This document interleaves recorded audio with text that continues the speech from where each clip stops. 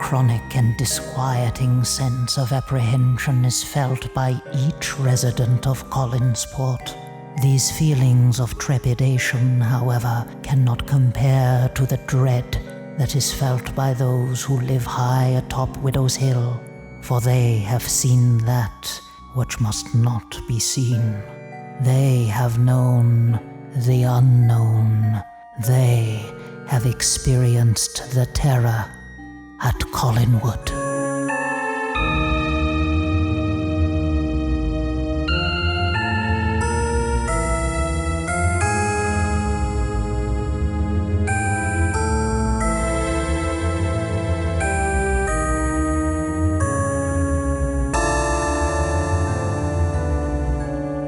Be careful, my friend, where you tread, for I warn you now, there are spoilers ahead. Welcome to Terror at Collinwood. I am your hostess, Danielle, the mysterious doppelganger of Penny Dreadful, and I am delighted to be joined by my guest today. Oh my goodness, I am so psyched to have him here. It is Stuart Manning. Stuart is a graphic designer and art director, a writer and audio producer who was the mastermind behind the Dark Shadows Journal and the Dark Shadows news page, which continues on via Twitter. And you should absolutely follow the Dark Shadows news on Twitter. He wrote and produced a number of the Dark Shadows Big Finish audio dramas, including The House of Despair, The Night Whispers with Jonathan Frid, and the excellent Kingdom of the Dead. He also wrote the Dark Shadows comic book series for Dynamite Entertainment. He recently announced the exciting new print fanzine Daytime Gothic, which I am very much looking forward to. Welcome to the show, Stuart. Hello. Hi. So, Stuart, wow, you have done so much over the years, both as a fan for Dark Shadows, but also as a professional for Dark Shadows. And I want to dive in to some of that. But before we get into your fascination with Dark Shadows and your passion for Dark Shadows, I want to talk about this new print fanzine. I mean, I had Kathleen Resch on here from the World of Dark Shadows a couple episodes back, and we were bemoaning, the end of the print fanzine. We haven't seen a print fanzine for Dark Shadows, or honestly most fandoms, for quite a long time. And with the way desktop publishing is now, I imagine, you could have such a slick, beautiful fanzine. And all of a sudden I see this post from you about Daytime Gothic. How cool is this? So please tell us all about Daytime Gothic. How did this come about, and why are you doing it? Well, that's a good question. I'd like to say it was, a big plan and it's a great vision for it. It was really quite sort of spur of the moment. And I was trying to think before we came on here, like when probably the last print fanzine was. So what must it be? It's got to be at least 10 years, I'd assume. Yeah. Maybe. I don't know. Certainly my dabblings in fanzines go back over 20 years. Mm-hmm. The last one I did was in 99 and I was still a teenager. So that dates me a bit. But yeah, I guess there's two things really. It'd been a while and I'd been thinking in the summer maybe it would be time and nice to do something Dark Shadowsy again because it's been a while. And also a lot of my professional life is I work in magazines. I've worked on quite a few big magazines here in the UK, and that's been a big part of my life. And it really can be traced back to making Dark Shadows fanzines in my bedroom, and sort of photocopying them and stapling them. So there's a sort of lineage there. And during the pandemic, I have a company, and we, like a lot of creatives during the pandemic, had to find different things to do. We'd branched out into publishing. I say we, the company's me and me alone. But having been doing book publishing as a sort of sideline for the past year or so, and that going quite well, I sort of had a bit of infrastructure, I guess. And the possibilities now, you can print affordably in full color. We can, when I was doing this before and sort of literally sticking bits of printouts together and then using Tipex, what do you call it, whiteout? Kind of to cover the joins so they wouldn't show up on the photocopy. So all of that sort of stuff. So it'll be a world apart from that, and I thought it'd be nice just to do something Dark Shadowsy. I think we're, as a sort of fandom, we've entered a more kind of grassroots phase, and which is kind of an interesting shift, I think. And so, I had the idea. I thought we'd do it for charity. We'd just go all for it and try and do the weirdest, most entertaining, attractive Dark Shadows magazine possible as a sort of glorious one-off. And hopefully. We'll see about the glorious, but that's the intention. This is a one shot. You're not planning to do this as a series, or is that the door open for that? I mean, let's do this and see how it goes. I can't really see it being. I mean, the original fanzine back in the day was a bit of a treadmill, and that was always kind of stressful. And this isn't. This is kind of nice because it's it has no professional pressure. It's just something done in celebration. And I thought it'd be nice. I thought it'd be nice to, as much as I think fandom is now very connected with social media, it's very difficult to do long form thing, even on blogs. You just don't read things in the same way. There is a unique experience to a tactile experience, an experience in terms of the pace you read things at that you can really only get with a printed publication. And as someone, as I said, I work in magazines a lot. That's something I have a vested interest in. That experience is something I want to see as many people enjoy as possible in as many means. And Dark Shadows is as good a one as any right now. Awesome. It's as I mentioned earlier, with the availability of desktop publishing now and how it's advanced over the years, I had worked on the Masters of the Universe brand for a little while, and I'm a fan of it as well. But there are a couple of magazines, one in Germany and one in Spain, fanzines, and they look like, something you would buy off a magazine rack at a shop. They're slick. They're really nice looking. Absolutely. There's no distinction whatsoever now. The short run printing is the quality threshold is exactly the same. People have more technology on their phones than I did making fanzines back in the day. So really the only thing you are literally limited by creative challenges and imaginative challenges. You're no longer fighting technology. You're no longer fighting economics. I remember towards the time I wound down the original fanzine, I was looking to do a color cover just as a sort of something to add some production value. And the costs of it were extraordinary. So the idea that now, I'm sure if you adjust for inflation, it's overall less. You can do a perfect bound magazine with a spine with full color throughout on high quality paper, and it's cheaper is, why wouldn't you make use of that? That's great technology.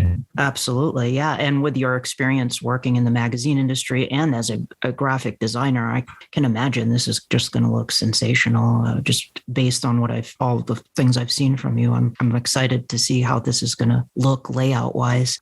What can we look forward to in terms of content, like artwork, articles, fiction? Like what is it going to consist of? It's a very broad church, really. I sort of started, that title sort of popped in my head a little while ago, and I thought it had a sort of ring to it. And I suppose the thing it's trying to do is to really sort of celebrate and illuminate Dark Shadows as a unique cultural event. This idea that there was an ongoing Gothic series in the sort of sunshine of afternoon television, this sort of weird, anomalous program. So that's the sort of heart of the thing, and to try and explore that through as many different mediums as possible. Artwork. It's going to have a comic strip, cool. Which I'm quite excited about, which is going to have a sort of nice sort of Edward Gorey style.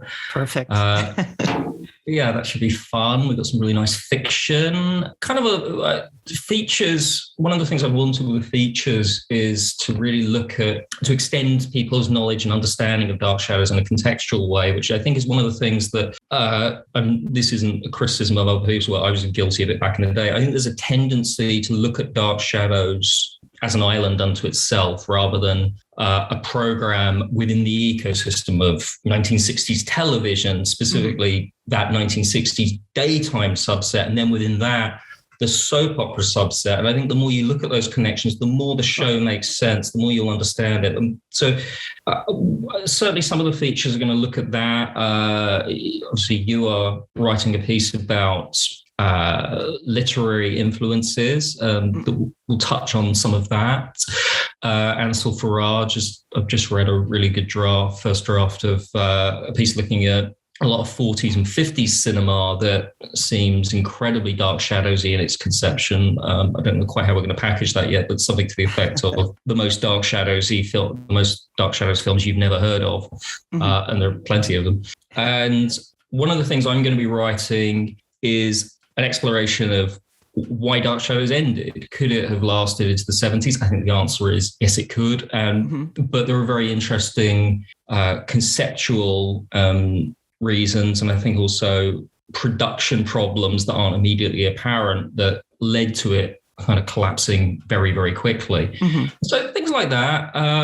In terms of there's going to be some humor. The only thing I've carried across from the original fanzine is we used to do the Collinsport Enquirer, which was our version of a sort of supermarket tabloid based on the National Enquirer, which was always my favorite bit. I'm not sure anyone else found it funny, but it's my magazine, so it's going in.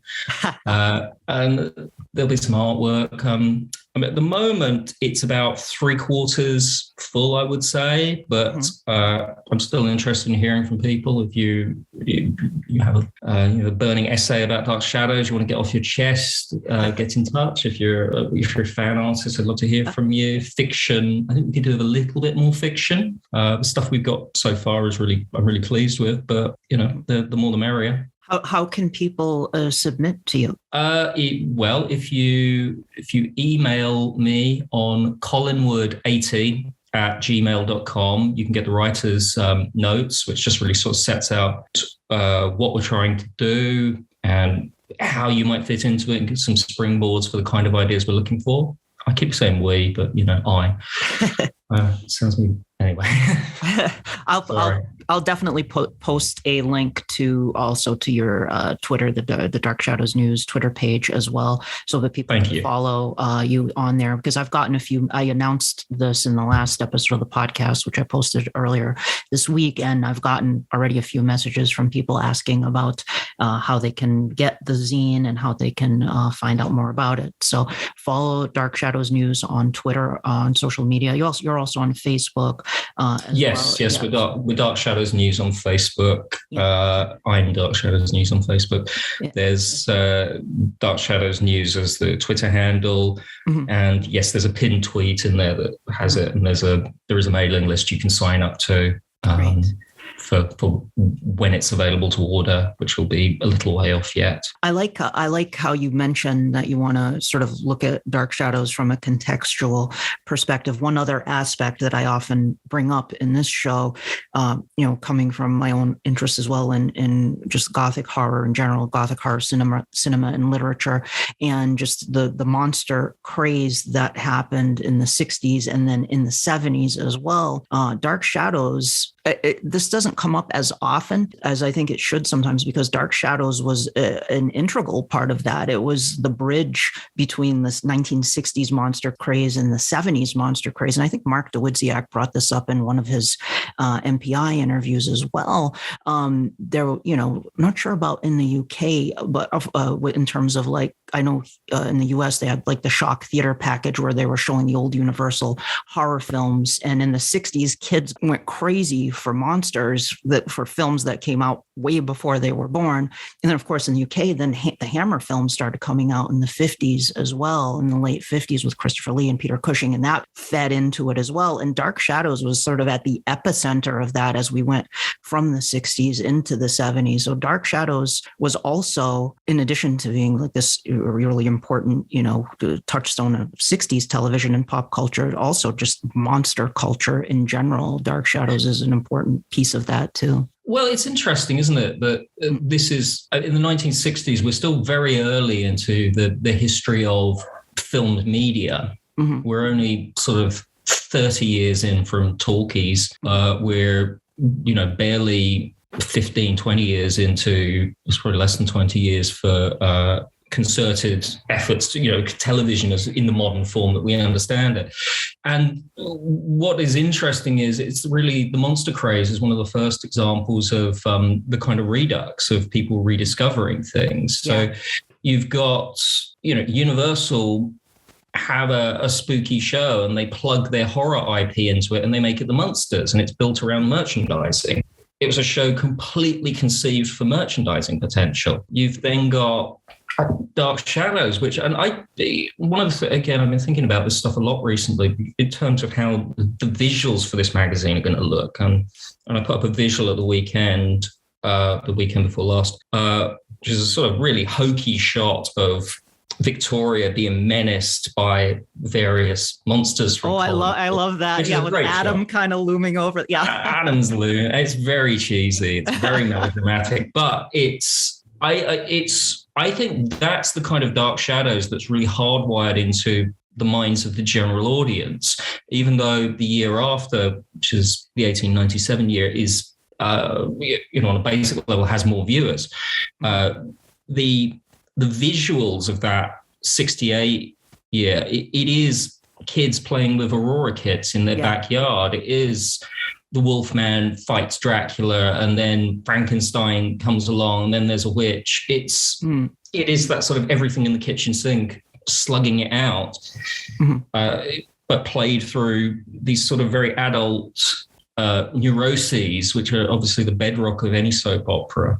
I mean, I think Dark Shadows, in terms of being a soap opera, it also falls into, I don't know if this was inadvertent or if Dan Curtis had some awareness of it, but that Dark Shadows also fell into the tradition of serialized storytelling with regard to the Gothic in the 19th century. I mean, as the Gothic became very popular in the 19th century, a lot of magazine publishers wanted more of it and printed these stories in serialized form and would often end them with cliffhangers and major cliffhangers so that you'd come back for the next installment. And Dark Shadows ended up falling very much into that serialized Gothic tradition. I think, I'd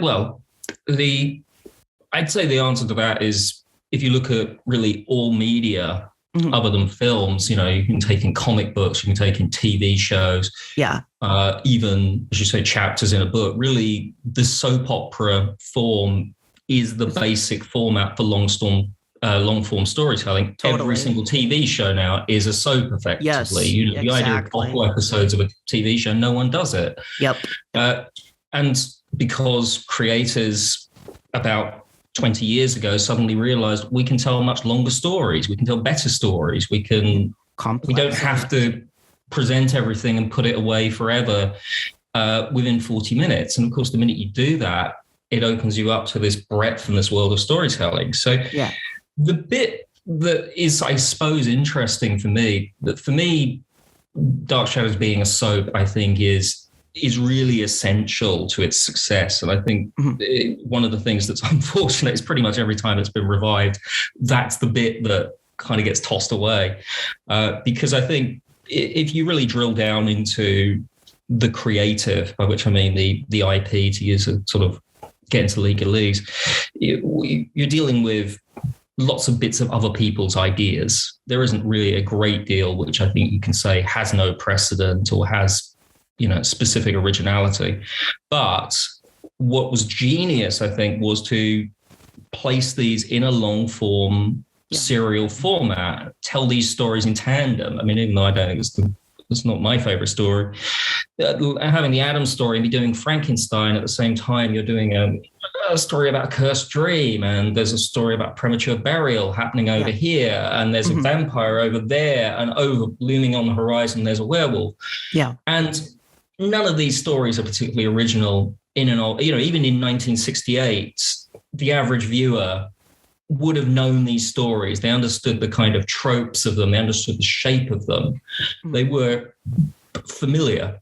Even the fact that kids could play with toys of Dracula, they were familiar to the point of being cozy. It was something you let your kids play with. So the idea that reinvigorating them in this almost accidental way, if Dan could have been making a high budget hour-long anthology series in the evening, I'm sure he'd have vastly preferred to be making that. He wasn't. He was a guy who could only get a soap commissioned. Yeah. So he made it as a soap. Yeah, that was what was on the table. Yeah, exactly. And it allowed for more complexity in terms of the character creation of characters and character development, storyline development. Absolutely, for sure. But in many ways, it also, and I think this speaks to sort of the 60s context, that it sort of also, while it embodied many of the Gothic characteristics, it also subverted them, because now you have the monsters, the other, as the sort of the protagonists of the show. Barnabas becomes the protagonist, the main character of the show. Whereas, something like Dracula is, he is the other who must be destroyed. Barnabas then instead becomes the protagonist of, and Barnabas is always shade. I'm never going to say, but Barnabas goes from being a good guy to being a bad guy. Barnabas had always had shades of gray, struggling against this darkness in him, but there were always shades of gray with Barnabas. But he becomes the main character of the show, which is for sure. For sure. The thing about Barnabas that I find interesting, you often hear this term bandied around that he's a reluctant vampire, which I'm not really sure he is. I think he's a neurotic vampire. I like that. Yeah, there's an awful lot of times where Barnabas really likes being Barnabas, and all the sort of supernatural indignities that go with that if things are going his way, and it's convenient to be able to turn into a bat or strangle your enemies horribly or turn a gun on them. And at which point, Barnabas seems perfectly happy with his lot. I find he's a very New York 1960s phenomenon. I think if Woody Allen had made a vampire film in 1969, it would have been the vampire, lying on the psychiatrist's couch, in repose, talking about how he can't get the girl, and maybe he doesn't want this girl after all. Maybe she's not reincarnated. Who knows? That strikes me as very New York. That sort of psycho. Almost called psychoanalysis, which again I think makes him very. It sort of makes him kind of endearing, because he is sort of absurd. Yeah. Oh, wonderful. Now, you mentioned Daytime Gothic is the proceeds are going to charity. Do you know which charity yet? Yes, it's going to be a UK charity called Macmillan that provides cancer care. I lost my mother to cancer last year, and I'm so sorry. It'll be a year in April. So it's kind of, I don't want to labour that, but that's one of my motivations for wanting to do this, and also. Craig Hamrick, who was a really dear friend and a very kind mentor to me, who I still miss a great deal many years later. He died of cancer as well. So that's why that's being done that way. Yeah. For those who may not know, Craig Hamrick, he was a huge contributor to the Dark Shadows fandom and just information about Dark Shadows. And there's a great book called Barnabas and Company, which details each of the actors' careers. Basically, he goes through each actor alphabetically, and you really definitely need to pick that book up if you're a Dark Shadows fan. You can get it on Amazon, or you might be able to find it in some bookstores, used bookstores and stuff, but it's an excellent book. And you did a book on Dark Shadows collectibles too, which was really, really fun. I really liked that book a lot too. He's a good guy. Yeah. Well, Stuart, let's go back in time. So you mentioned you were a teenager in 1999, which makes me feel old. I always think, I'm one of the younger Dark Shadows fans, but not really, not anymore. I too am a second generation fan. But how did you discover Dark Shadows? Was it through the sci-fi airings in the UK? I actually think the process of not being able to find Dark Shadows actually led to me being a fan of it, which sounds kind of weird. There's no way of saying it without sounding 100 years old, but there was no internet back then. Mm-hmm. And I first encountered Dark Shadows as a little picture in a magazine. It was that picture of them, they cast on the staircase. Oh, yeah. The famous one from 68. And just the title. And I'd always liked spooky things. I'd always liked soap operas. And so that just seemed like it was a show. That show's made for me. I should watch that. And I'd have been about probably 13 at the time. And there was no way of finding out what it was. No one had heard of it. I mean, not that many people in the UK have heard of Dark Shadows now, but go back to the early 90s, it was beyond obscure. So it was almost like it was vaguely mythological in itself. And I kind of knew that, or I'd kind of convinced myself I would be a fan of the show and I would love it if only I could find it, which is kind of absurd, but that is, and the idea that it took me 2 years and I sort of faithfully looked for it for 2 years. Nowadays, if I hear about something, I get my phone out and I can't find out what it is in 5 seconds and see a video clip, you just give up. You just think it wouldn't be worth your time. But yeah, nonetheless, I decided that I was going to be a fan of this thing, whether it liked it or not. And so it took about 2 years. And I think I saw one of the paperback library novels at a Comic Mart, which would have been probably about early 94, which was The Secret of Barnabas Collins. And I sort of read that and didn't know quite what to make of it, but it was Dark Shadows and it had a picture on the front. And then House of Dark Shadows was shown very late one night on Turner Classic Movies on early cable. And we used to get this sort of catalog for the cable stations for the month ahead. And I had about half a dozen of these kind of culty, obscure things that I convinced myself I had to see and was never going to. And so I would scour going down hundreds of pages of these very densely typed columns looking for, and then there it was, House of Dark Shadows. And so I watched that, and I didn't know quite what to make of it, but I kind of got the gist, and I sort of knew who some of the characters were. And then towards the end of that year, it finally came on, Sci-Fi Channel came to the UK, and that would have been, actually, let me back up, no, I would have seen Night of Dark Shadows in the meantime. The BBC showed that very late night, about 6 months later. So I'd seen the two movies, and so I knew, sort of put faces to names, and I had a sort of vague sense of what they sounded like, what they looked like, and what the performances were. And then in 1995, towards the end of that year, Sci-Fi Channel came to the UK, and they started the same week. Actually, it was 3 things happened within about 2 weeks. The Sci-Fi Channel started with episode 1 of the 66 original show. They were showing the 1991 show at the weekends, so you could watch one of those a week. You could watch 2 episodes of Dark Shadows every weekday, so there was 10 of those, 1 episode of the 91 show. And then about 2-3 weeks into that, Channel 4, which is one of the major channels here, did an evening of a soap weekend. They mainly showed classic episodes of sort of British soaps, but very late one night, it was probably about 1 a.m. in the morning, they showed one 1897 episode. Oh, wow. So I got to see an episode in color, which was something. And bizarrely, they picked an episode that didn't have Barnabas in it. They were billing it as, Dark Shadow. I remember the intro to it was, because the idents for it, they were like soap commercials. They were done like old retro soap commercials. They were really charming. And the intro was, how do you get rid of those stubborn vampire stains? Dark Shadows certainly shows you how, which was kind of funny. And then there was no vampire. And there wasn't even, Quentin was in it, but it wasn't even a werewolf episode. It's an episode where Quentin's tormenting Laura. Okay. Which is a good episode, but it had nothing to do with anything that people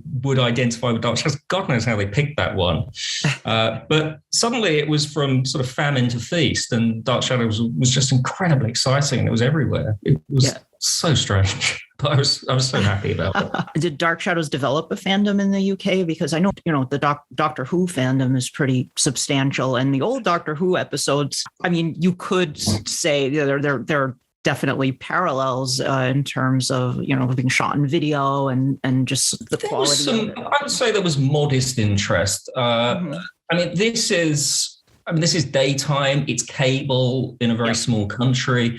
You were talking an audience in the low thousands. It was probably about 2,000 people watching it. I don't think Sci-Fi would have admitted that at the time, but those basically were the numbers. So it was very, very, very fringe. But there were people who came along for the ride and got sucked in. I think for a lot of people, it was kind of antiquated. And it's also a kind of import people in this country would not have been used to seeing if we imported series. ironically, it was submitted to the BBC in the early 70s, and it's lost to time what they made of it, but they didn't buy it, so that may give you some indication. But generally, other than sitcoms, things on videotape wouldn't be imported. It would have all been on film. So Dark Shadows was never really, it was a sort of anomaly. It didn't really look like regular TV, although we have a big tradition in broadcasting for soap operas. The evening television schedules here are dominated by them. They're really the sort of building blocks. Particularly also, they were showing 10 a week, which was a hell of a commitment. And then at one point they switched to 3 a day. So that was 15. And even I found that was too much. Yeah. You just couldn't keep up with. I mean, who has that kind of time? Very few people. But it did develop a fandom, and I started a fanzine, which was to, marshal the troops. And we were going to have I don't know what we were going to do. We were going to charter a plane and go to the Dark Shadows Festival. Spoiler, we didn't. But, it was in the dozens. It was not in the hundreds. The Dark Shadows Journal? Yeah. The early one, I think it was probably about 20 copies of. Were you shipping the zine? Were you shipping? Oh, the vast majority of them went to the States. Absolutely, okay. They were, yes. And I'd take them out when I went to the festivals. I'd take them. By the end, there were probably, I think the last one probably sold about 200 copies. It was still fairly fringe, but.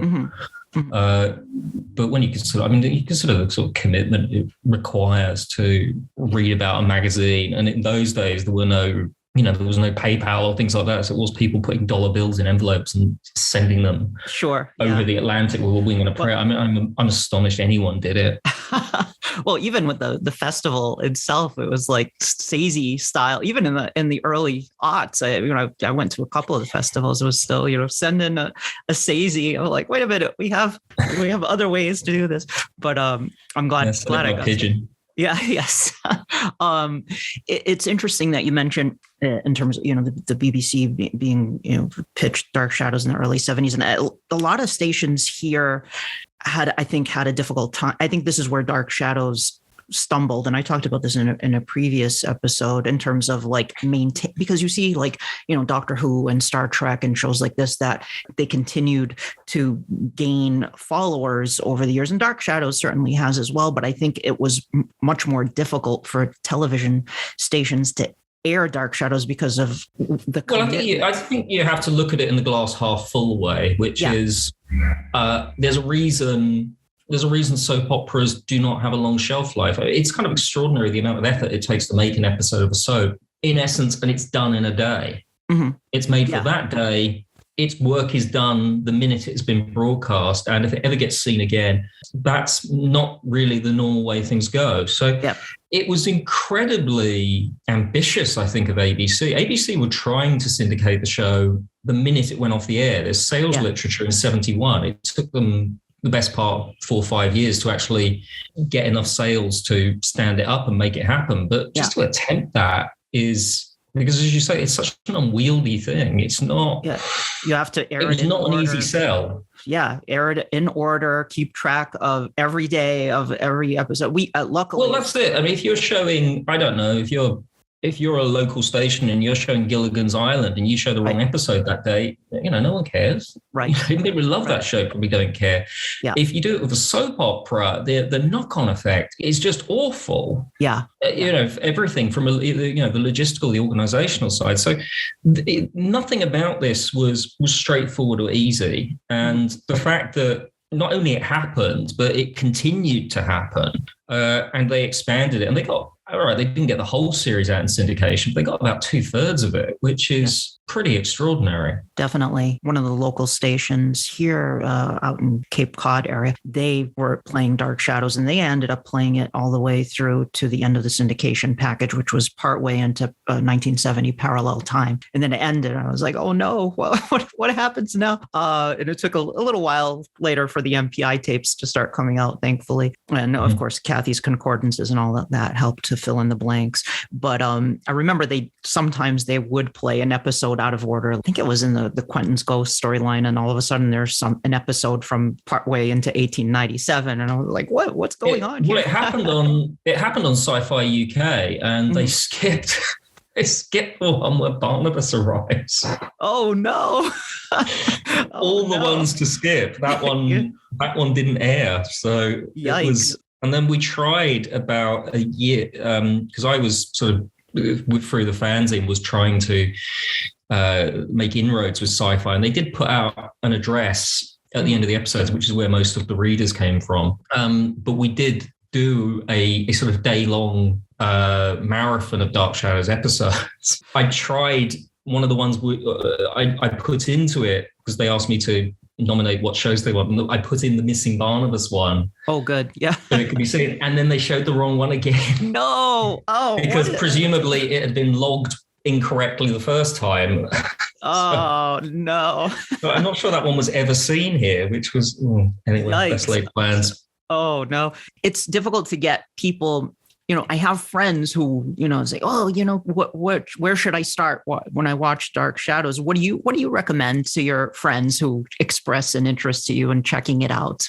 Oh, my many friends asking me.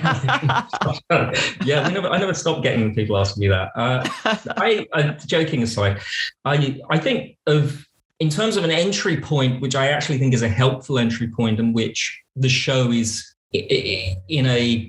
this is the sort of tricky thing. I think, and this is true of actually trying to get on board with any soap, you almost need to acclimate.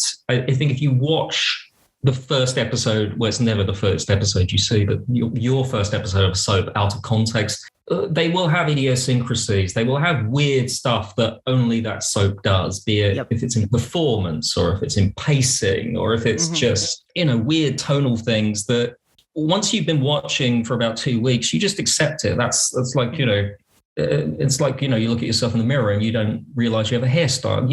That's just how things look. That's just how people sound. That's just the way that world operates. But obviously coming to it, and particularly nowadays when you're not only coming to all of those things as a soap opera, you're coming to a soap opera that's 50 years out of date. Moreover, it's a piece of television that is otherwise extinct.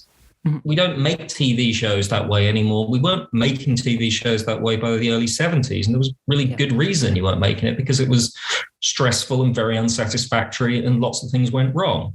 But presenting that to someone blind, that's a hell of a lot to take in. Yeah. So the one I used to recommend, and I think it is the best, is the beginning of 1897. Same here. It's got 2 weeks, which really are just a really good regular soap opera. There's hardly any supernatural stuff. It just sets out the world, it sets out the characters, and then you have the reading of Edith's will, which I think is the single best episode by far. And you're off to the races. And I just think it's a terrific. I just think that's Dark Shadows had started and that had been episode 1. It still would have been every bit as successful. It's just terrific. Everything about it works. Yeah. I have a friend who is a huge fan of all things spooky and horror. And he likes some of the early Barnabas stuff. He loves House of Dark Shadows. He's a fan of that, but he had a hard time continuing on. He said he felt the pacing was too slow at times and the dramatic looks, and he had a tough time with it. And I said, or the pauses, he said, I think it was more the pacing, which I admittedly can be an acquired taste for modern viewing. But the pacing's really interesting, I think, because it's simultaneously, particularly once you get about 2-3 years in, narrative wise, it's too fast. Yet, in terms of individual pacing in the episodes, the scenes are too long and slow. It's like a sort of strange kind of. It's like a kind of whiplash. These two things that really shouldn't be compatible. Yet in the grammar of Dark Shadows, that's how you tell stories. And there's no sort of way, there's no shorthand for that. You just have to watch about 3 or 4 episodes until you key into it. And that's how Dark Shadows unfolds, and you kind of go with it. But totally, yeah. But it's always going to be a rough introduction for those reasons. I told him start with episode 700, and now he's getting sucked into it with 1897. Right. So it's because it's such a colorful, just fun, enjoyable storyline. The characters are so vivid. I mean, that was it also really helps that it's consciously funny. There are funny moments. Very witty. Yeah. Which the show had. I think the show dabbled in a bit, but Nicholas Blair, I think, is and probably Professor Stokes, who are both part of that sort of 68. That sort of wry sense of humor. Yeah. Yeah, those are kind of breakthrough characters in that they are, without being completely tongue-in-cheek, they are kind of aware of the absurdity of being in a Dark Shadows story. And I don't find them campy. Like, I don't think they're making fun of the subject matter, in other words. No, they're not. I think there's a sort of gallows humor, but it works actually strangely, even though, there's that phrase hanging a lantern on things. And generally, received wisdom, particularly if you're doing something kind of earnest, is you don't really want to say to the audience, do you see? And kind of wink at them. But actually, in the absurdity of Dark Shadows, it's sort of deadpan and funny to have someone who, particularly the idea that Nicholas Blair, what a great sort of performance choice that Humbert Alan Estrada really made before they're writing Nicholas that way, that Nicholas is just really amused by being Nicholas. Everything is entertaining to him until it all hits the fan, at which point it's not. And he's furious. And similarly, the Professor Stokes, I think, is an interesting sort of counterpoint to Barnabas and all the people at Collinwood who generally are bemoaning their lot and hanging their heads rather morosely. Professor Stokes loves being Professor Stokes. Totally. I love his sort of first scene where he comes to the old house and he's turning up tables in Barnabas's house, seeing if they're antiques. Yes. The whole maker. world is a stage to him. It's all a performance. He was drunk when he was drunk when he made it. Commenting on the absolutely. So that stuff's terrific. And when they go to 1897, they've got the confidence they really understand their sense of humor threshold. And you've got Quentin, who's this terrific kind of Greek chorus, who everything to him, even when it's dire, is vaguely amusing, even if it's in a sort of, even if it's pure, very black gallows humor. Yeah. And then you've got the sort of absurdity of the gypsies, who maybe not the most correct characters through today's eyes, but they're a very entertaining sort of presence. Carl and Pansy. Quite. So it's much more. It's much more consciously theatrical. It's much more. It's vivid. That's what I really like about it. I think there's I think there's a tendency with Dark Shadows, and certainly Dan Curtis, every time he tried to redo it, seemed to fall foul of this, to sort of make it very serious and kind of pompous, and actually rather. Whereas I think if you were living that life. I mean, there's a kind of great. I wish I could remember what the episode is, but there's a kind of great bit with Barnabas. I think it's either at the height of 1897 or late Leviathans, where lots of things are going wrong. And he almost, I can't remember what the line is, but he almost goes, "Oh, what now?" You just cannot. I love those kind of, there's a great bit. I'm thinking about Leviathans because I've been watching quite a few of those lately, but there's a great bit where him and Angelique are trying to sort of unravel loads of stuff. And in the middle of it, Angelique very plaintively says, but what if Elizabeth recognizes me as the woman she wants me as? Cassandra? And he just, it's not meant as a joke, but it's hilarious. He's just, he does this sort of, he almost does a shrug before he answers her. No one's ever going to do that. You had dark hair back then. In the sort of subtext, it's not meant that way, but it's very funny. Can you just stop with this? I see. Yeah. I remember that episode, and I kind of just did a double take. I was like, what? Really? Come on. But I sort of, and this is where, the Burton movie may have missed its own trick, really. But the line between soap opera, which is drama advanced through escalating chaos, the idea of things, unrelated things bounce off each other in ways that are catastrophic. That's basically, those are the building blocks of farce. And Dark Shadows, particularly when you get to 1897 and you plug these slightly wry, more arch characters into it, you're very close to farce. And it's very, very entertaining.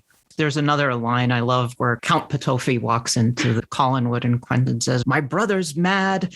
My nephew is possessed." Blah, blah. He lists off all these awful things. And then Petofi says, "Oh, stop worrying about your family."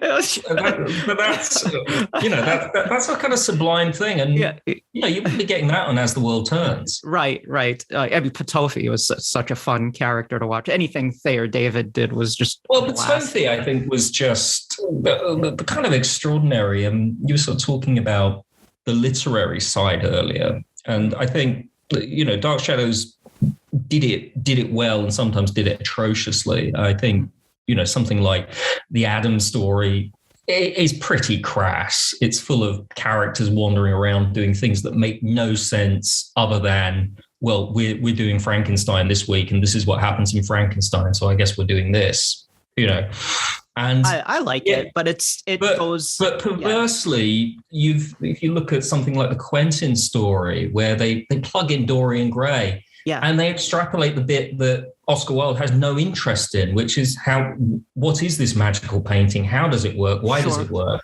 Yeah. And they make it all about the guy who can paint anything and make it a reality. And then they give him this supernatural mafioso boss who he's in the thrall of. And it's terrific. It's a really clever extrapolation of that situation. And it's brilliant. It sustains months of storyline. There's acres of storyline they get from that. Absolutely. Now, I want to get back a little bit here. Yeah, I'm sorry. I have no idea how we got to that. Oh, no. This is what it's all about. I love talking about this stuff. So with someone who's as knowledgeable as you are as well. So let's talk about the Dark Shadows news page. Now, you did the Dark Shadows Journal. I remember going to the Dark Shadows news page all the time. I think it was the first place where I saw a picture of the adult David Hennessy. Like, as an adult, I think he sent you a picture. I did, yes. That was really cool. I was like, wow, so that's what he's up to, So how did that come about? Well, that was, in some ways, it was a bit of a sidestep from the fanzine. Originally, I got online in 97, so that was the year after the fanzine started. And the natural thing to do was to try and use this new thing called the internet. What is it? Will it last? Who knows? And to use that to promote the fanzine. And that was in the first instance. So I bought a domain. I had darkshadows.co.uk, and there was a page that just sort of listed some things. And I think one of the things I realized quite quickly was you could just reach a lot more people compared to the fuss and the expense, and the fanzine always lost money. It's just a mess. Labor of love. Yeah, no, absolutely. But compared to being able to just, you weren't at the mercy of post, you weren't at the mercy of having to staple things and make things. You could just put the information out there. That very quickly just became a much easier way of doing it. So there was darkshadows.co.uk for a couple of years, and then that became Collinwood.net, which was a much bigger, it was sort of an unfinished grand folly, really. It was an attempt to be the biggest, best Dark Shadows website. It never really got close, but it did a lot of the things the magazine had done. It did interviews. It had a sort of episode guide with tiny little screen grabs, which were probably about 300 pixels, if that. So they were, nowadays you'd be craning in to see them because we're all used to seeing everything in HD. But that was a sort of breakthrough to be able to see a visual for each episode and a little synopsis. And then news was, news was good currency. If you were sort of trying to make an online magazine, a news strand made much more sense online. And things were pretty vibrant then. This is the late 90s, which in terms of fan engagement is probably the highest it really ever was. You'd had about 6-7 years of sci-fi broadcasts. You'd had the 91 show.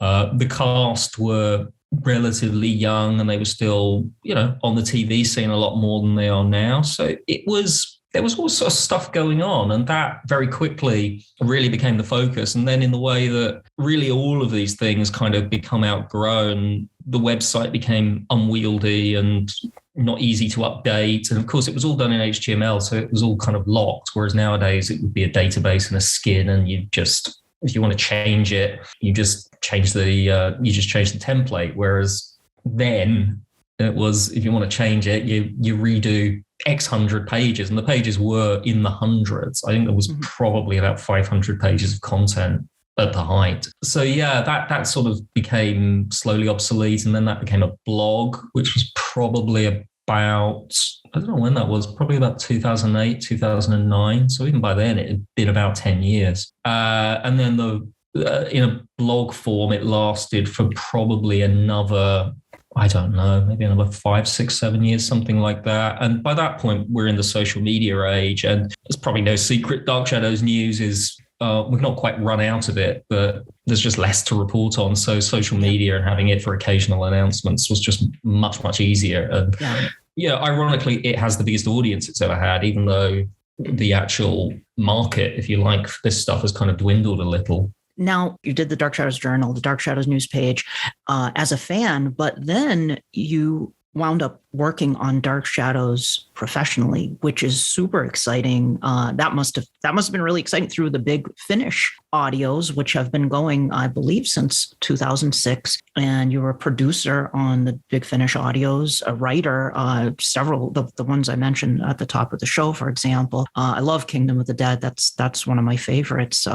David Warner was in that. That was just really cool. And I love your audio stories because they just had a vibe to them that was spooky, that I just love the vibe. And I remember doing a big write-up on them on the Classic Horror Film Board years ago, because I just really enjoyed them. Are you still involved with that now at all, or have you moved on? No, I did it for I did sort of 6 years, and it was a great thing to do. It was really, I'd been working for Big Finish as a cover artist. I was doing covers for their Doctor Who stuff. And obviously being aware of Dark Shadows, I knew quite a lot of the cast. I knew Jim Pearson. I was going to the festivals. I was aware there was an audience. And it just seemed like a really obvious thing that Dark Shadows should be doing. And this would probably have been sort of 2002, 2003. And I think I'd mentioned this to Jim as, there was a company doing this, and not necessarily that Big Finish should do it, but that, audio is a relatively cheap medium. Mm-hmm. It's a great way of doing extended fiction. It's a great way of, if you have what is otherwise a kind of defunct franchise, it's a great way of giving it a present tense element. So you're not entirely retrospective, which in a marketplace is not a bad thing. And so, and then having sort of had that conversation about a year later, as the sort of grand finale to the Dark Shadows festivals for absolutely the last Dark Shadows festival ever, they did in 2003. They did Return to Collinwood, which was very much a kind of the lines I thought this could work. And so to cut a long story short, even though that was successful and it was pretty well received, there just wasn't, as an ongoing strand, MPI and the other people, the other parties involved in that just couldn't really, as a one-off, I think it was quite difficult for them to do because they're not an audio company. And so there was a kind of gap in the market. It had kind of been road tested. It had been proven that it worked, but where's the next one? Well, there isn't a next one. So myself and Darren Gross, who would talk about these kind of things over email, sort of fleshed out some ideas of how it could be done. And I put it to my bosses at Big Finish, thinking they'd be sort of thanks, but no thanks. But they were kind of intrigued, and it fitted into, at the time, Big Finish had a sort of low-key ambition to do something in the States, but hadn't really settled on what that could be. So this gave them a really obvious solution. And this would have been kind of late 2005, I suppose. Mm-hmm. And from there, it happened quite quickly. I went out with them to a Doctor Who convention at the start of 2006. We'd already done quite a lot of preliminary work, knowing that the 40th anniversary of Dark Shadows was going to be that summer. And we had a meeting with Jim Pearson, and he seemed fairly, hey, let's do this. I remember he used the phrase, let's fast track this, which sounded very...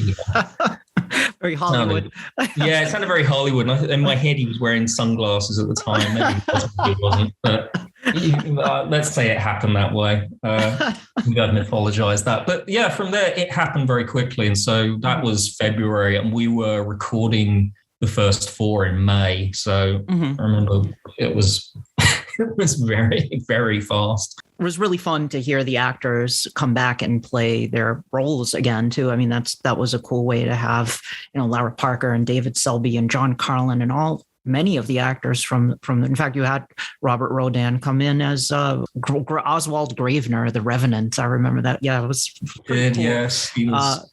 That was funny. You had Robert was very funny. I think he was very thrilled to be playing as Robert. He had endless ideas. Oh, really? Yeah. We're all the star of our own show. Robert, yeah. I think Robert felt Gravener had. Well, I wondered if you were going to bring him back as Adam. I was like, well, well, it was as with all of these things, there were always plans. There was always, an infinity of possibilities and places we could have gone, and we tried to do as many of them as we could. And while you did have Jonathan Frid in one, which won a Rondo Award, and you had Barbara Steele in that too, and John Carlin, that was super cool.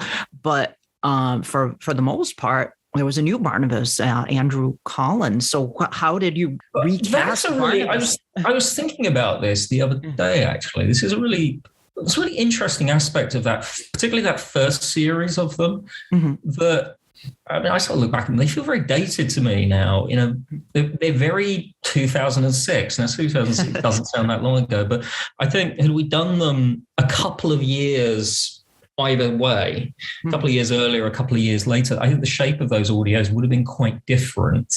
I remember there was a lot of conversation about what was a Big Finish version of Dark Shadows, which sounds a bit earnest and navel-gazing, but there was a sense of, well, we can't really do we can't do it like it's the 60s. We've got to do something that has a kind of modern sensibility, or not quite contemporary, but not consciously retro either.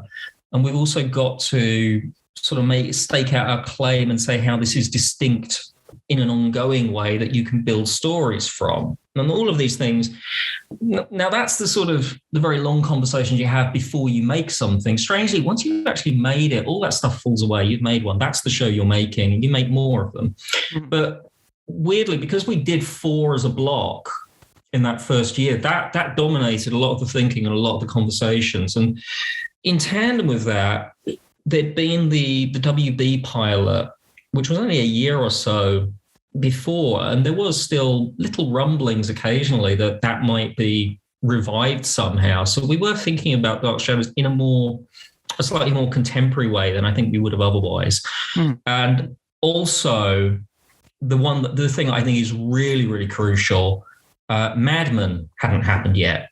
Okay, yeah. Mad Men arrived 2 years after, and I think completely changed the perception of the 60s. The 60s went from being dated and a bit weird looking and rubbish to suddenly classic and stylish, and they've been that way ever since. I don't think we're ever really going to look at the 60s and roll our eyes again. But in sort of 2005, you would have, and we did. So I think we'd have done something more faithful to the original series had we done it a couple of years later, strangely. I think the other thing that ties in with that is that Jonathan Frid was very much off the scene. Yeah. Was not only off the scene, he'd been off the scene a very long time. He hadn't attended a festival since 1993, I think. Mm-hmm. So that would have been 12, 13 years at that point. It was just, if you consider the history of the festivals at that point, for about half of them, he hadn't been there. And he hadn't really done anything for a few years. And all the intel was, he's retired, this is it, he's done, you're not going to see him again. And so I think that gave us license to recast Barnabas in a way that the festival we launched at, suddenly on the screen, there's Jonathan Frid. Oh, wait a minute, he's going to phone in. Oh, and now he's here. And then the next year, he was back, and he was back every year until he wasn't with us anymore. So I think had Jonathan been more part of the landscape, we wouldn't have recast Barnabas, or we wouldn't have done it, I think, as an opening bid. Mm-hmm. That was, I think our feeling was, well, Dark Shadows is generally known as the Barnabas Collins vampire show. We can't really do this. We need the vampire. Where is he? And we did ask Jonathan. We asked him, I think, more out of politeness than any real expectation he would do it. Yeah. But I always felt that if I was asked about it, I had to be able to say, yes, we did ask him. Yeah. We couldn't. And he sent us a it was for an intermediary, but we were told he wished us well, but thanks, but no thanks. And one of the things we had asked was the idea. There were two ideas, really. One was, I kind of knew there was never any way he was going to do this as a regular thing. Sure. That was just so off the cards. It was just never going to happen. Even once Jonathan was back in the fold, that was never going to happen. Yeah. He was, I don't think I'm speaking out of turn. He was a fickle personality, and he had ambivalence about Dark Shadows. He had ambivalence about that character, and it was never going to be an easy conversation, and wasn't. So we had asked if he would be willing to do a recording for the first one, and what that would have been. And there are some bits of it in the finished play, the first one, The House of Despair, where it was going to be a sort of not quite a Doctor Who regeneration scene, but a kind of, in a fantasy context, a sort of thematic handover from the Barnabas of old to the Barnabas of new. And there is a bit of that scene still in there. If you kind of know where to look for it, you can probably spot it. But yeah, so we decided quite early on that we needed a Barnabas, and we thought that, and particularly as I will say, a lot of our thinking was we had to create a sort of Big Finish specific version of Dark Shadows, and that was a good way of sort of putting a flag in the sand and saying, well, this is us. And so we ended up with Andrew Collins, who was a great guy and very, I think, very respectful of the big pointy vampire shoes he had to fill, and was very respectful of our cast. And I think brought equally as good a character to it. He was always a great presence. Yeah, he's still with it as far as I know. No. I mean, he's still there. He's yeah. Are they? I mean, in fact, he's still. I mean, joking aside, as much as I think that's probably the single most successful in terms of spin-off media, which really it doesn't work the way in terms of legitimacy. I don't like using the word canon because that always just makes me want to roll my eyes. But I use it all the time. But there's a sort of perverse thing that I think with spin-off media, and it shouldn't really work this way. The more of it you do, strangely, the less legitimate it feels. I think most people's headspace, they can take bolting on one or two stories that do a very specific thing, like they finish a storyline or they give you an end point or something like that. But once you start you're slotting in dozens. I think most people just kind of go, I can't process it. That's just something else. But the one thing I think we did that did stick, because as you say, he's still there many, many years later. I think we did manage to pull off recasting Barnabas, which I think is the most difficult character to recast, and somehow we got away with it. Yeah, he does an admirable job in playing Barnabas. So he's it was a difficult. Most fans like them. I think. Yeah, I think it was a very difficult proposition for him as well, because I remember there were a few, not very many, but there were one or two people who sort of said to me in a slightly, "Are you really sure about this guy?" Which I thought was, which I was. I didn't cast Andrew because he was cast by Gary Russell, who was our director and did a lot of the production for the first year. But it was a very delicate proposition. We needed someone who sort of understood the cult landscape enough that you're not just playing a character, you're playing a character people are invested in, a character who's had a past, and like it or not, you have to deliver something which is going to be compatible with that. You can't, it's not a question of just going off and doing your own thing and tough if the audience doesn't accept it. They've got to live with it. It wasn't going to work like that. And it needed to be someone who we could depend upon to invest in this and invest in us and continue to be available, which the bigger actor you cast, the less likely that is. And there was also, and this is where Andrew, I think, was incredibly good, there was a hierarchy I was conscious of. You couldn't have our sort of legacy actors and suddenly say, well, here's your new star. It needed to be someone who wasn't going to ruffle those feathers. And when you put all of those things, you stack all those things up, and you know that's your criteria, you realize it goes down to being a very small list of possibilities for the kind of person you could cast. It was not something where we could really throw the net wide. It really had to be, and Andrew was very good, and he was very, he did his homework, and he really, I think, came in with a perspective on Jonathan's performance and what he could deliver that would could echo that and not graze against it. It was a very, I think he deserved a lot of kudos because I don't think that was an easy job at all. Mm-hmm. Barnabas is a very difficult character to capture. I mean, I think one of the missteps with the 91 series, as much as I did like Ben Cross, but he was too dashing almost. There's an eccentricity to Barnabas. Well, there's a thing about Jonathan's casting, which now I'm of the school of thought that basically any vaguely competent actor could have played that role, and I think it would have hit big because I think a vampire was a kind of universal word of mouth monster in a way that the things they'd been doing supernaturally up to that point weren't. I think that was in the landscape of daytime TV. I think that was so kind of wild and unexpected that it would have worked. And I mean, the fact that they don't ever say the word vampire until they get to 1795, ABC wouldn't let them. And no one has any confusion about what this monster is, what he is, what he does, how he operates. That sort of tells you just how readily understandable this sort of character and the situation was. So I think in that respect, Barnabas was a really strong proposition. I think that was always going to be the point at which Dark Shadows hit big. But the thing I think was kind of interesting was Jonathan, as you say, he wasn't really dashing. He was this. I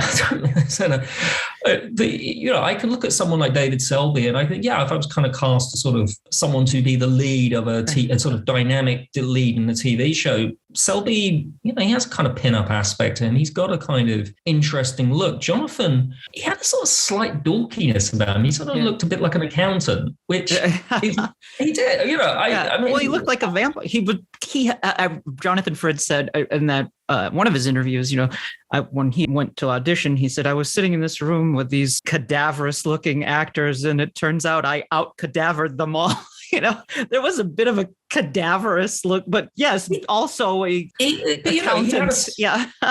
He had a sort of slight, he was middle-aged. I mean, the idea that this, that's one of the things about the show I find really weird, the whole phenomenon of it, that you had all these teenage girls lusting after, He was on the cover of all these guy in his mid-40s, and he was not no disrespect to John, he was not a young-looking 40-something. He looked his age, and yet I think that played against the character because it did give him a sort of eccentricity. It gave him, even at his most marauding, he had a sort of quaintness about him, which was. That's a very difficult thing to capture. And Ben Cross finds his own way of doing it. And I think, if you, without getting too highfalutin, if you look at the performance as an extension of the text, I think he is playing what is on the page and finding his own way to do a very successful version of Barnabas. And it takes him a while to get there. Yeah. I think you can tell in the early episodes, he's not at ease with the material.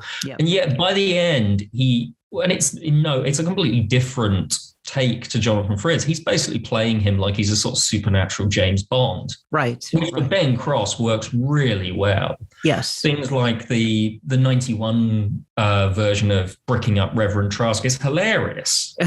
It's really funny. And Ben Cross is great in that. And it's a sort of way that actually Ben Cross, even though he was quite a sinister looking guy, he wasn't really scary. In a way that actually Jonathan, even though he was kind of a sinister looking guy, generally I don't think was very scary. But I think both of them, Ben found a way of playing it which was sort of suave and a bit absurd and a bit...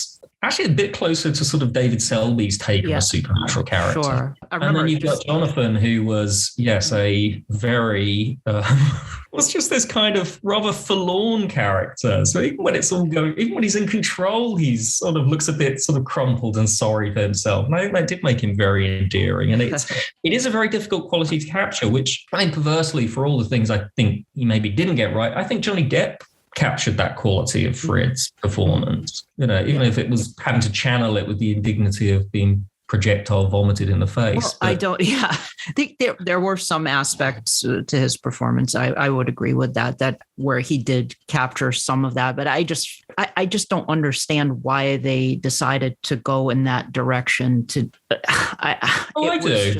I can absolutely see why it happened. I don't think it was a good decision, but I can see why it was a really tough pitch. I mean, I like John August's work a lot, who was the original scriptwriter on it. And I'm sure, maybe it's not very nice of me to say, but, he's head and shoulders a far better writer than Seth Grahame-Smith has ever been at anything. And, sorry, I know that's not.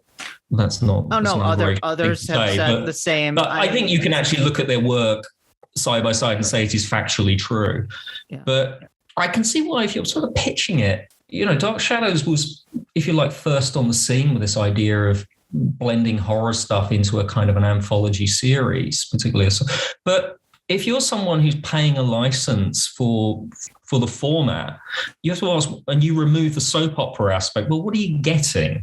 Well, it's about a sort of creepy old family, and they've kind of got a vampire. Was that it? What's so unique about this Dark Shadows thing? And I can see why, for instance, I think that's why they went for the 70s setting. It gave it specificity. It gave it a point of difference from other vampire things being done. Well, let's do a guy who's behind the times in a world that's behind the times itself. And that I thought was a great thing. And that's something I could see, depending on how and if and when Dark Shadows is revived again, I could see that sticking. I think that may be the way it's done from now on. I think that may be a very natural way, even if it's not literally the past. I think it being a yesteryear kind of world is going to be hardwired in. That's not in the 60s version at all, but I think that will be probably how it's done.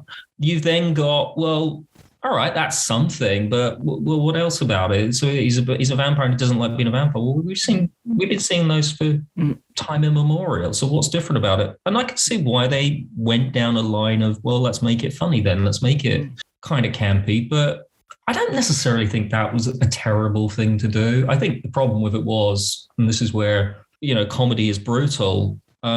If you're going to do a comedy, it needs to be hilarious. And the problem, and this is really a problem I lay at the door of the writer, there is no situation. You cannot have comedy without an escalating situation that creates comedy. Mm-hmm. And it's an episodic story. It's got less story and a less interconnected story than you would have done in a week of the soap opera. Everything is episodic, and every time it gets close to characters might collide in an interesting way, nothing happens. No, you have a sort of an amazing visual where they're having this big party, and Angelique turns up, and the expectation is she's going to do something terrible. It should be terrifying. The stakes should never be higher, and she lurks in a corner, and that's it. Yeah, and it's full of these it's got so many strands that you could just lift out and you wouldn't miss them because they don't go anywhere. And that's the bit that frustrated me. You had so much discussion, particularly from Tim Burton in the early stages of the filming, saying, well, we're trying to capture the vibe of a soap opera, and that's a really weird vibe. And it's all about the vibe and all of this stuff. Well, and yet you could be forgiven for thinking no one connected with it, actually knew what a soap opera was, let alone watched one. It had a bit like I was saying earlier about farce and escalating drama being on a knife edge together. It would have been so easy to take the sort of melodrama and the chaos of coincidence that soaps, that's the kind of ecosystem for soap stories, and to just make that into comedy.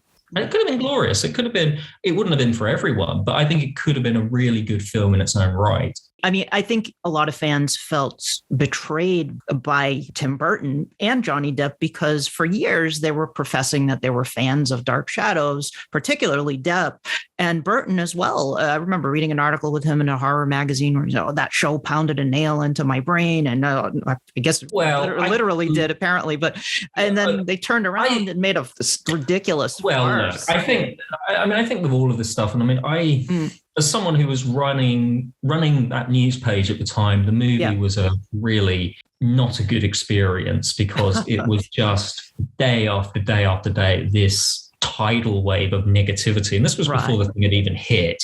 Yeah. And, I hadn't made the thing. I had no stake in it. I had no skin in this game, but it was relentless. And the view, from a point of perspective is the worst experience anyone had at the hands of that movie was it wasted 2 hours of their time. Sure. It didn't betray their childhood. It didn't destroy their formative experiences. It was just a movie that wasn't great. And every day of the week, you can go out to a cinema and you can see one of those. So I don't take it that way. I think people were very unrealistic about Tim Burton as a filmmaker. And also Johnny Depp to a degree. Johnny Depp has, when he hits big, he hits big. He hits massive. But he's done an awful lot of flop films. He's done far more flop films than he's done successes. True. And Tim Burton is the guy who made a film about Mars attacks and only afterwards realized the Mars attacks trading cards had a story. Oh, he didn't know that going into he's a filmmaker. He's all about very the much by imagery. Yeah, he's an artist. I mean, he's very much. Yeah. I can see how the photography of Dark Shadows would absolutely burrow into his brain and not go out again. The story, I don't think do you really think he knows who Carolyn Stoddard is? Do you think he knows that she's not a Collins? Do you think, all those kind of the things that I would say are the litmus test of actually being an engaged viewer and fan of this. There are gradations of fandom. Yeah. I think he loved it in his own way. I think it was a idiosyncratic and rather wrong-footed tribute, but it was a tribute nonetheless. Yeah, the visuals. And ultimately, this is the thing I think you have to really, the absurdism of this whole thing.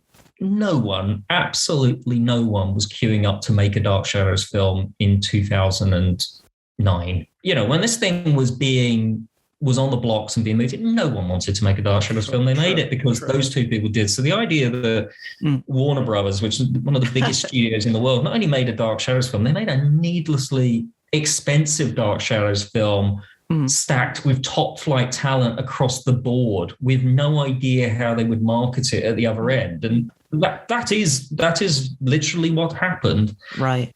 Based on this, it's precious to us, but what is otherwise a forgotten soap.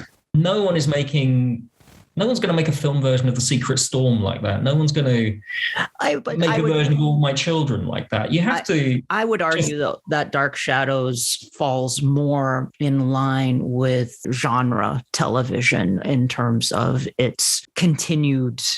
There's continued. To some extent, we're not at the level of a Star Trek or certainly not a Star Wars or something like that. But there's a reason they keep coming back to things like vampires and werewolves and revisiting Dracula and Frankenstein and ghosts and things like that. There is an interest from fans of that type of pop culture, horror, fantasy, sci-fi pop culture in Dark Shadows. And that, I think, is what gives it a chance, and as opposed to something like As the World Turns, or absolutely, but that doesn't bankroll $125 million movies. That's right. That's the thing I would say, and possibly there is an argument. When the film was announced, it was in some way into filming. It was announced it was a $65 million movie. Now, I think had they stuck to their guns and made a $65 million movie, it would have probably been seen by exactly the same number of people. It would have been, I don't believe it became twice as good a film for spending twice as much money. And I think on that metric, it would have been judged a reasonable success.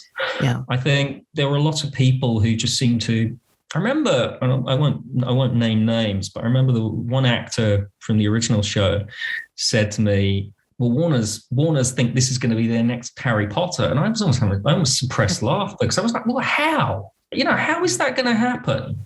Yeah. You've got, Harry Potter is a worldwide brand that has sold hundreds of millions of books within the past 20 years and is still selling them.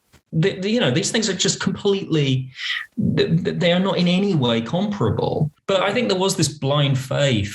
Certainly there was this blind faith, I think, from Warner Brothers that if they had something with Johnny Depp doing a kind of cartoony performance in funny makeup, but between Pirates of the Caribbean and Alice in Wonderland, that would give you a hit movie. And I think there was a lot of that kind of blind faith. I think it's the absurdism of, movie making is, as a world, is just farcical on many levels. But the idea you could make a film on that scale in such an idiosyncratic way and have no idea how you were actually going to sell it at the other end, I think it's remarkable it did as well as it did. And it did bring fans to the original show and to just the fandom in general, I would say. There are fans. Well, I think it came at a point where And we're probably nearing that point again, where I think Dark Shadows was tapering to a natural end point. I mean, I know that's not. I know we're here and we're on a fan podcast. I'm talking about my fan magazine I'm making. So that may sound a bit fatalistic, but everything does have its time span. Everything does have a lifespan, and everything does fade away eventually. And I think the movie probably did extend it another decade or so. I know that's probably not something that detractors would agree with, but I don't think it was the worst thing in the world to happen. I'm personally, I'm a Tim Burton fan, I'm a Dark Shadows fan. I felt disappointed on two fronts. Yeah. But I loved Tim Burton. I love his early films up until Planet of the Apes, honestly, and even maybe a couple after that. But I loved Sleepy Hollow. I loved the first two Batman movies. I loved Edward Scissorhands, Ed Wood. I think Edward's a terrific film. I think there are lots of, I think it fell wide of the mark, but it wasn't, I don't think it, particularly, I still find, I could prove it now. I could go and post a picture on the news page of Johnny Depp and Tim Burton. You're going to get a lot of... go back 10, go and make a cup of tea, come back 10 minutes later and read the comments. And yes, all the profanity of this. Exactly. And, the idea that we're still... there are people still grinding their teeth about this 10 years later. Just, I don't know.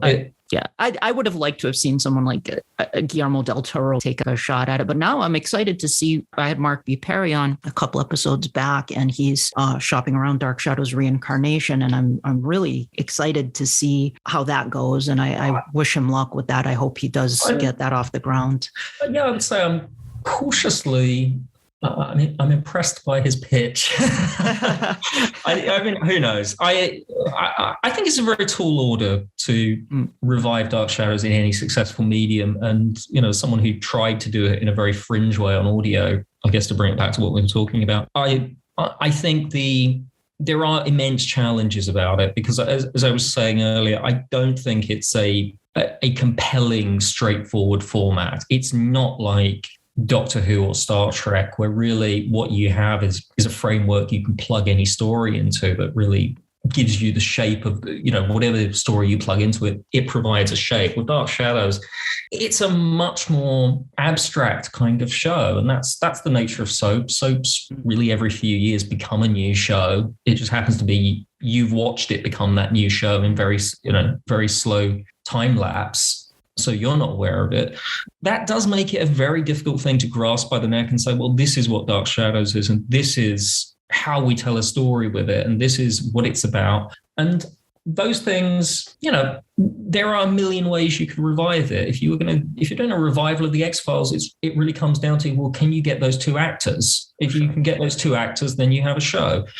It comes, with Star Trek, you will decide on what the starship is and what the captain is, what their character is. That will be the shape of your show to a large degree. With Doctor Who, you cast that actor in that role in contrast to whoever they are replacing, and that will give you the parameters for the show. With Dark Shadows, you could revive Dark Shadows and keep every single character from the original show. You could keep none of them. It could still be Dark Shadows. It's a very, very difficult, abstract thing to, I think, find a take on. I think Mark's...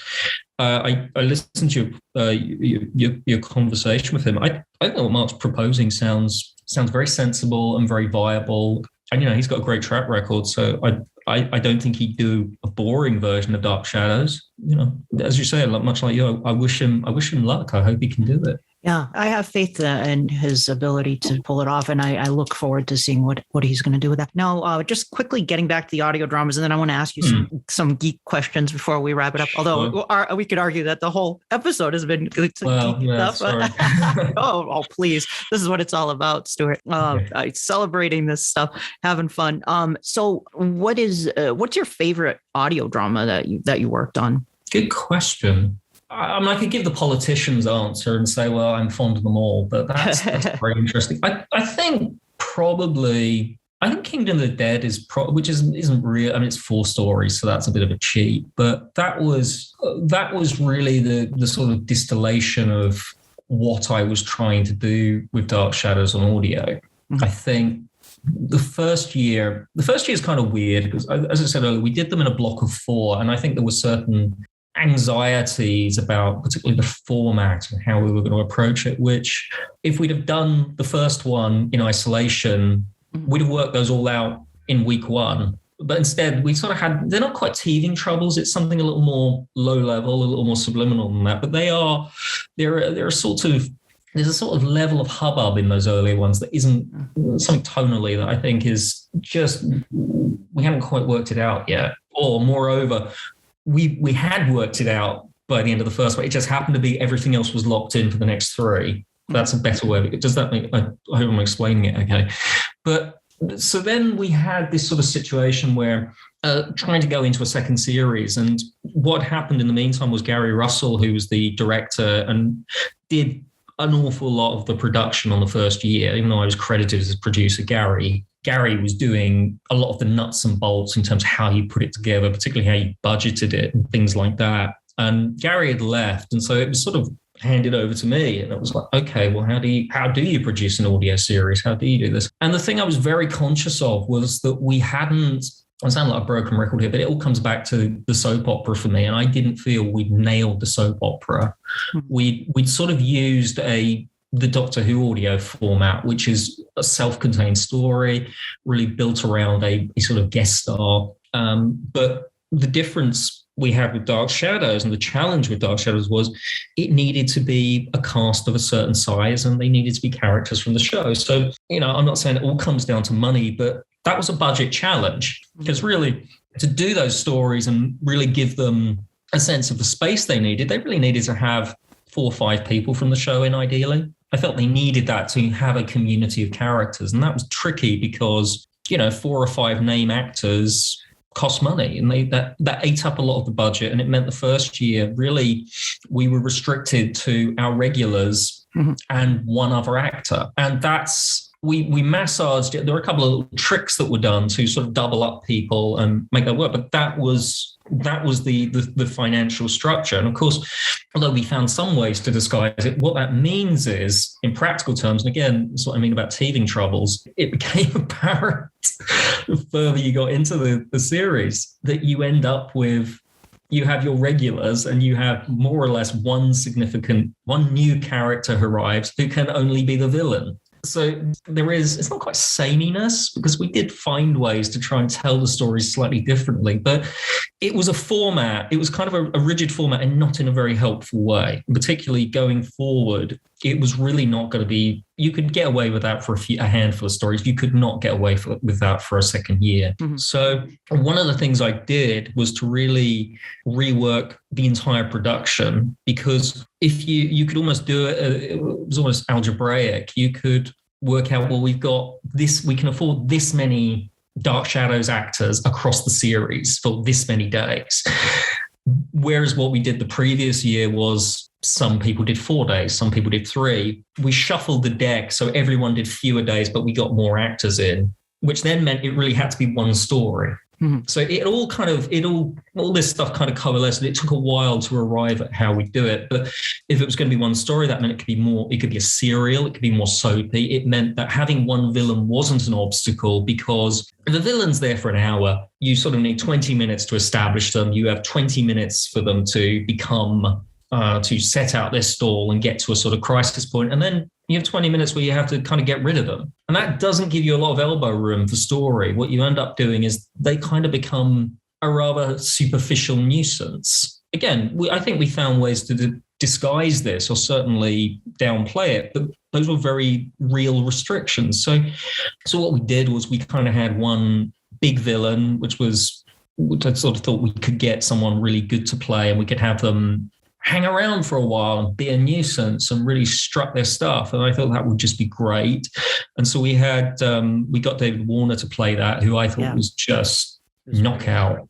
He was just great. And he was perfect. And he was great because he, in a very gentle way, I think he really fought for the humanity of that character, which I don't want to make him sound pompous, because actually literally the first thing he said to me on the recording day is, "Oh, darling, if you want to give me a reading, just go ahead and do it." Opening bid. Just obviously the etiquette with actors is the one thing you never do. Mm-hmm. But he understood he was playing a villain, but he wanted his villain to have some dignity, and there were little things like.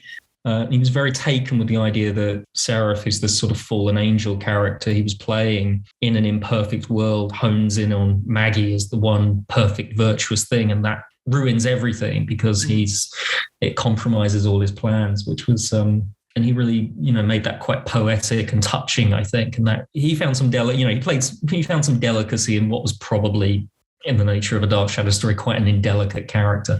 But that was one thing, and then we could... it meant we could also get in, because we could have a bigger cast. We got Jerry Lacey in. We got Jim Storm in for a bit, who I think, many years after the event, I wish we'd made more of him, because I really liked that character. I thought it was really funny putting in a kind of very blue collar sheriff into this Dark Shadows world. Yeah. I'd have probably, if I'd have, when we were thinking, I got to the point where I was thinking about ideas for a third series, and he was going to be a big part of that. He was going to come back. It was a very Dan Curtis thing. Well, I've had a character I like, and we inconveniently wrote him out, so we'll just bring him back. So there was that. But and we got Lizette Anthony in, and we had her sort of playing our sort of second division villain out. She was on the road in Woodencliff, and she was great fun, and we were able to introduce Alec Newman as a recast David Collins, which I thought was one of the best. Well, he was one of the best things in it, and he had this sort of advantage, even though it doesn't really matter for audio, but he looks enough like David Hennessy that I could see if you were casting an adult David Collins, he'd be a pretty good. I know he's a little too young, but he had the right silhouette for sure. And that was, I should say, Kingdom of the Dead was written by me and Eric Wallace, who is now a showrunner on The Flash and okay. Wow. It's really bad. His career's taken this downturn. But I bet he wishes he could get back to doing Dark Shadows. Tell him to put a Dark Shadows reference in The Flash. Turn it around. But Eric was terrific. And and I remember specifically David was his idea. That was cool. And it was a great one. There's one scene in particular that I haven't listened to it in a while, but I remember one scene that just kind of gave me goosebumps. I think everyone is experiencing their greatest fear or something to that effect. And the phone rings. David answers, and it's Quentin's music. And Quentin realizes it's me. He's still afraid. Like that. That fear is still there. I loved that. That gives chills. I loved that. That's an Eric scene. That was one of his, and it's a good one. It was. That I really liked. Originally it wasn't going to be David. It was going to be Carolyn. Mm-hmm. And the story was going to be Carolyn and what became the Lizette Anthony character were kind of running Windcliff between them. And it was going to be that Carolyn was the boss. And that was an idea that I had this idea of something I liked about Nancy Barrett as this rather delicate bird-like little woman. Yeah. And I like the idea of making her a really sort of powerful businesswoman, sort of. I thought that was just an intro. I thought that's where, Dark Shadow's gone on into the 80s. I think that's what they would have done with Carolyn. Agreed. The sort of power suits, She would have taken over big the shoulder Collins. pads. Yeah. Yep. Yeah. And when we were talking about ideas for a third series, that was one of them. That it would be Carolyn. I remember it was a sort of scene where it'd be, there's much hubbub in the town that the cannery's reopening, and it was going to be this sports car sort of screeches up, and Ed Griffin, who's the pub landlord, sort of yells out, "You can't park there," and the opening line would have been us not knowing who this person is. "I'm Carolyn Stoddard. I can park where the hell I like." Oh, great! And it was going to be was going to be our sort of new Carolyn. But so we had this idea, and then it sort of turned out we couldn't, again, because so much of this was down to scheduling. Although we got Nancy in for a little bit at the end off the back of something else, we couldn't get enough Carolyn material to justify doing a separate recording in New York, which was where Nancy was. So we were sort of in a bit of and Eric just had this great idea, well, what if it could be, what if it's David instead, which was actually a much more interesting idea.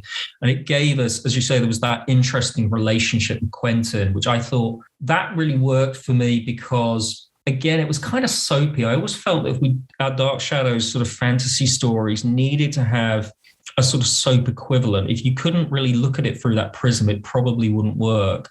And the thing I liked about it was you had this, it's very sort of 80s dynasty. You've got the younger person who is heir to the estate, that's David. And you've got Quentin, who's the actual adult, and his insensibility and maturity is the adult.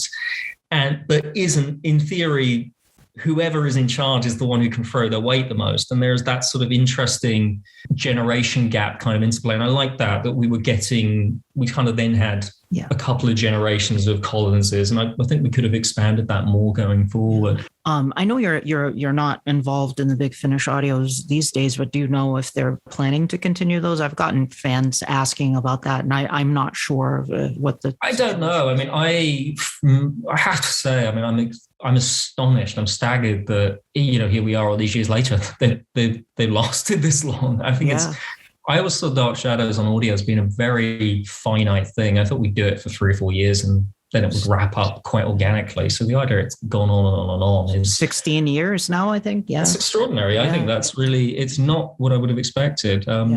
But that's the power of an idea, I suppose. Well, we're running low on time, so I want to wrap.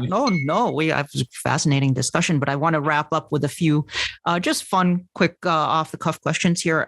Favorite storyline and character from Dark Shadows? Oh, I would say that's difficult. I think in terms of sustained runs of episodes, it's probably 1897. Mm-hmm. Although I'm very fond of 70 Parallel Time, which I think is a really interesting window into what Dark Shadows should have been had it gone on longer. I think it's it's actually a really good revamp, but it's in this parallel strand that you've then got to pack up, where I think it's doing lots of things that are really interesting.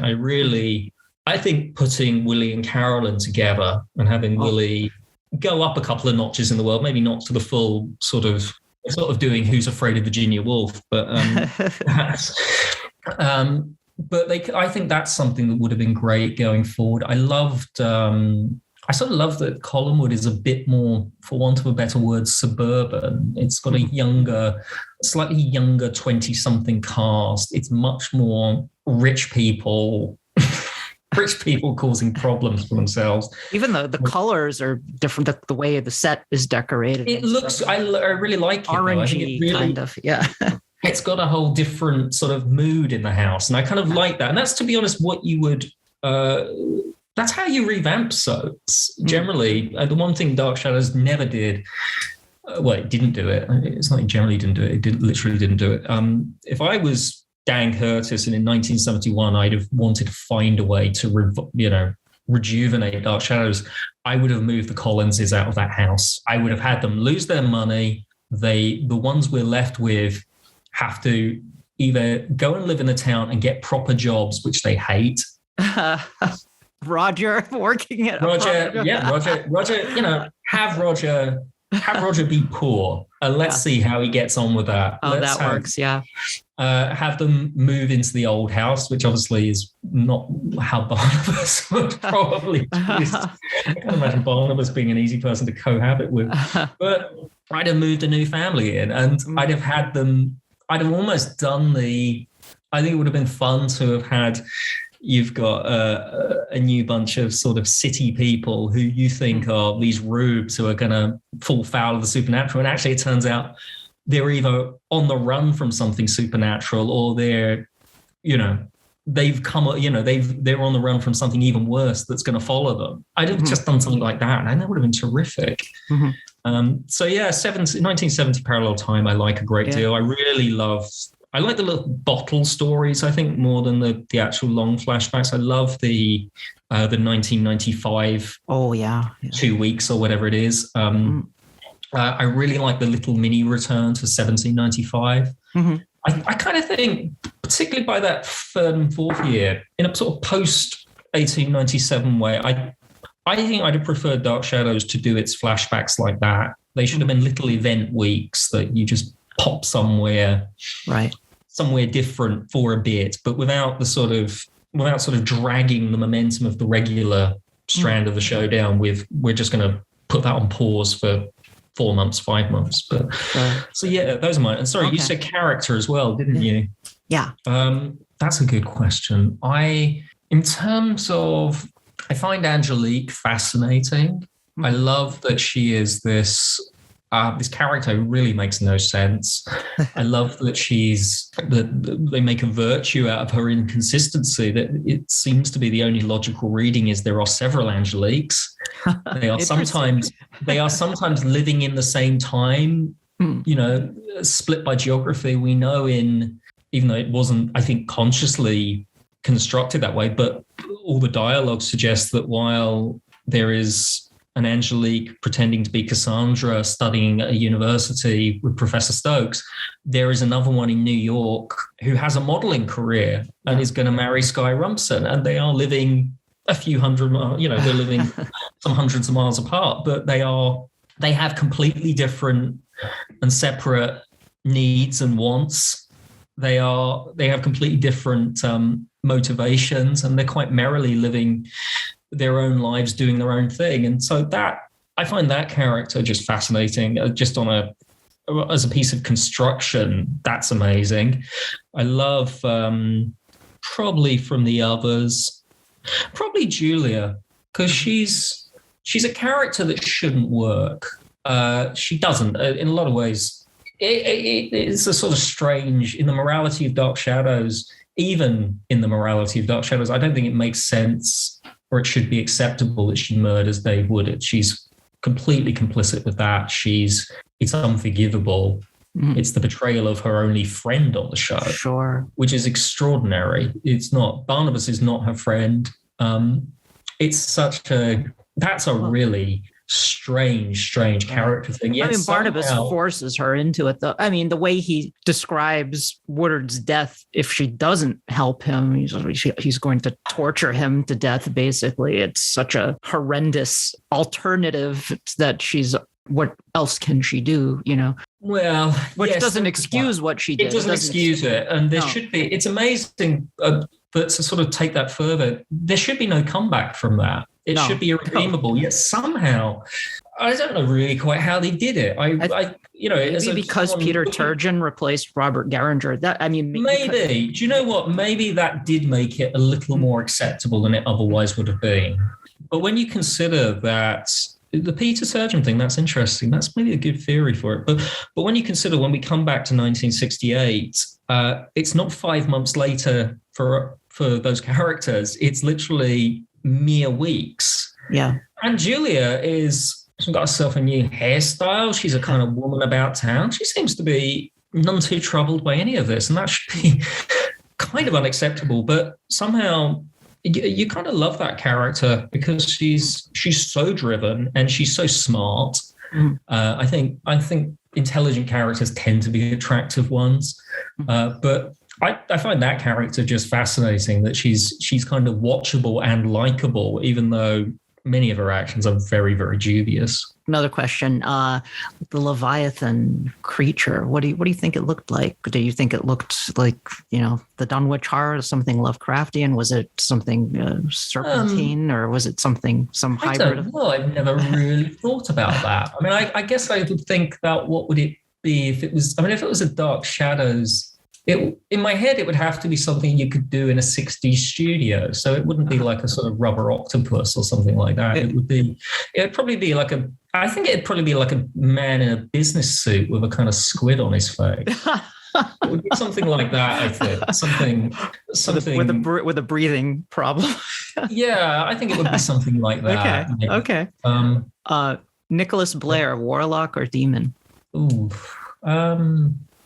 I don't know. I never really think the thing about Nicholas Blair as a warlock. He's not a very good warlock. He's, Nicholas is sort of. I love that character, and I love that. As I said, I love that Humbert Allenstrader is such an entertaining presence, and he always seems to be having fun. Mm-hmm. When you can see other actors visibly stressed. I don't believe that guy really had a bad day on Dark Shadows. He always just seemed to be loving it. What would Nicholas Blair be? He's a demon. A demon? You don't think he was never human? You don't think? Oh no, absolutely not. Okay. Not a chance. Okay. And favorite Louis Edmonds character? Oh, it's got to be Roger. Roger. Roger. The thing about Roger is he's he's an awful character. He's a terrible father. He's a borderline alcoholic. He's lazy. He's entitled, and yet the only thing he can do, he has no happiness. The only happiness he has is the irony of knowing himself. That's the only thing that seems to give him amusement, that he kind of realizes he's in this awful household. And, he's got this housekeeper who makes terrible meals and Mrs. Johnson's boiled dinners. Yeah. Quite. So, yeah, I sort of, like, in that sort of Greek chorus way, I kind of like having a character like that. And Roger was... Roger's always weak as well, which, weak characters with a sense of humor. Yeah, he had that acerbic wit that was just so much fun to watch. Yeah. One of the things I felt with Roger, and I wish they could have developed it more, I wish they'd kept Jeb after the Leviathan story. I think that would have been just terrific to have had Roger, the apple of his eye, Carolyn being, married to an insufferable pig. A very raunchy sex life with this cheap, insufferable pig, as they called him, who's living, has declared himself master of the manor and probably have his feet up on the coffee table. I think that would have been terrific. Definitely. All right, Stuart. Well, please tell us one more time how we can get Daytime Gothic and how to keep up with information about Daytime Gothic. Yes, if you go to Dark Shadows News as one word on Facebook or Twitter, you can see it as a pinned tweet or a pinned message, and there's a mailing list you can sign up for. And if you're an artist or you're a writer and you've got some burning creativity you'd like to pour into Dark Shadows, please get in touch. It's for a good cause, and it hopefully will be something very special. And when will pre-orders be going up? My plan is at the moment to get it out in early April. So it will probably be announced a couple of weeks before. It'll be pretty close to being available. It'll be sort of at the point it's ready to go to print. And it'll be, I don't know quite what the pricing will be yet, but it'll be we've got a web store. So you'll be able to sign up with your Dark Shadows Barnabas and place your order. Nice. Well, I will definitely, in subsequent episodes, I will definitely make updates here as well as things go along. Be happy to pass the info along.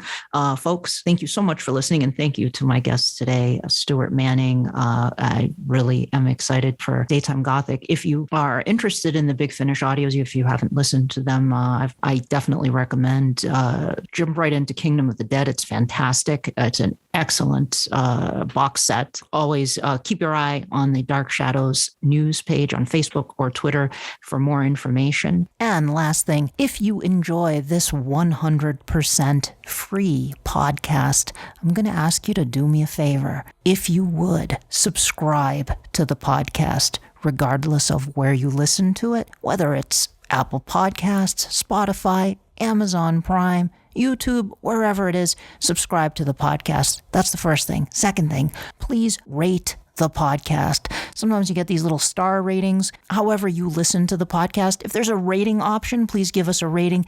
And if you have time, I would really appreciate it if you would review the podcast. And I'll tell you why.